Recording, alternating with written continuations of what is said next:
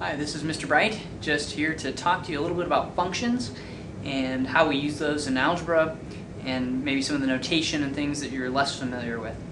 The word function really just means a rule or a relationship between two variables, or and maybe if you think of the independent variable and the dependent variable, those are the two variables we're talking about, and sometimes we only express a function in terms of the independent variable, and maybe that's confusing, so let me just show you what I mean. Well, a function probably that you're used to seeing would be something like this: y equals 2x plus 1. That's a fairly typical function that you see all the time. What this says is this just describes a relationship between the x and the y. This says to figure out what y is, we take our x value, multiply it by 2, and add 1. That gives us our y value. So, for example, you might make an xy chart or something like that, and you could show that for these values of x, if I plug in x equals 1, 2 times 1 is 2, plus 1 is 3. Here I'm going to get 5, and here I'm going to get 7. I'm simply just substituting in for x, 2 times whatever I said for x, to get my y value. So this shows the rule or the relationship between those two things. Sometimes instead of saying y equals 2x plus 1, sometimes we write things only in terms of the independent variable. So we say as a function of x. So f of x. So that means this is a function where it's dependent upon x is equal to 2x plus 1.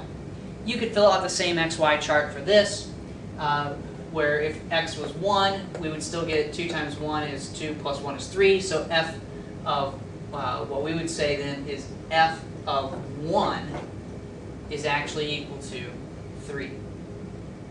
And in essence, this f, the function of x, for our purposes right now in this class, works just like the variable y. It's just a different way to write it.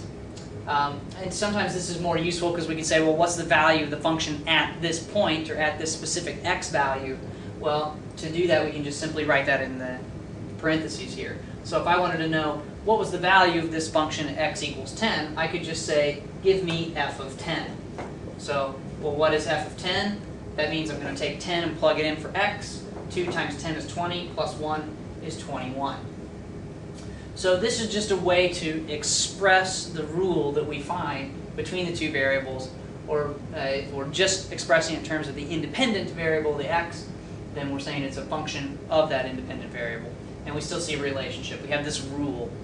Now, sometimes we like to work backwards. In fact, coming up, there will be some problems on your homework and throughout the year where you might be given one of these xy charts and you have to figure out what the rule actually is.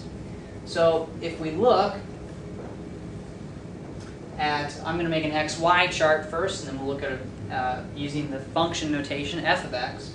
But let's say that I had -1, 0, and 1 for my x values, and my y values were, who knows, let's put a -2 here, -4, and then this would be 0.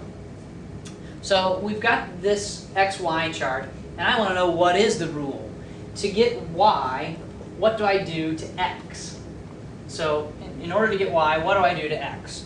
One common thing to look for is what we call the common difference.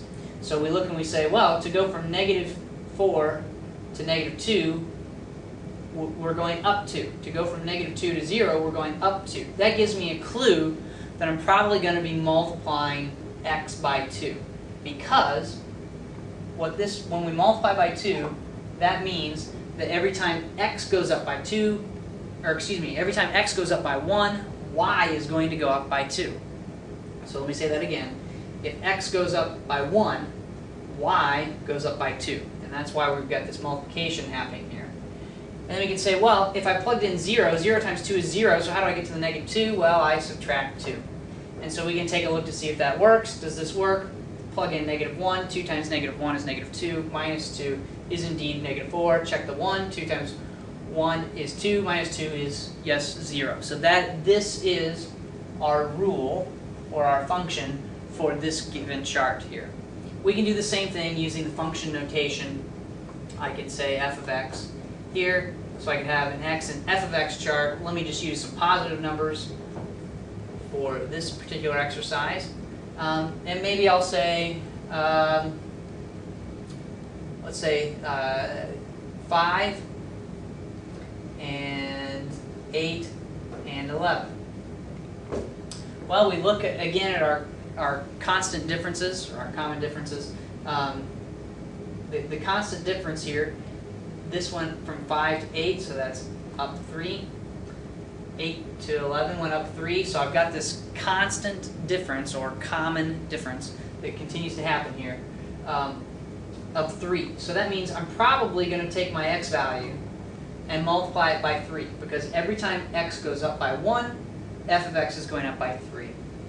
And so then we say, okay, well, f of x is not equal to 3x, because 3 times x would be 3, and instead it's 5.